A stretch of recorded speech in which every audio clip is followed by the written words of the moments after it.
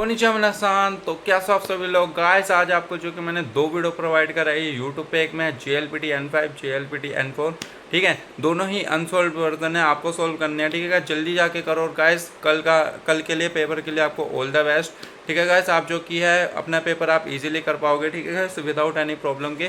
पहले आप मेरा वाला सोल्व करो, फिर आप अगर आपने वो सोल्व कर लिया तो भाई कल तो आप कर ही दोगे, ठीक है गाइस। और हाँ गाइस, जो कि कल पेपर होने के बाद ना आप जो कि मेरे को कमेंट करना कि आपका पेपर कैसा गया, आपको मुझे बताना है, ठीक है गाइस।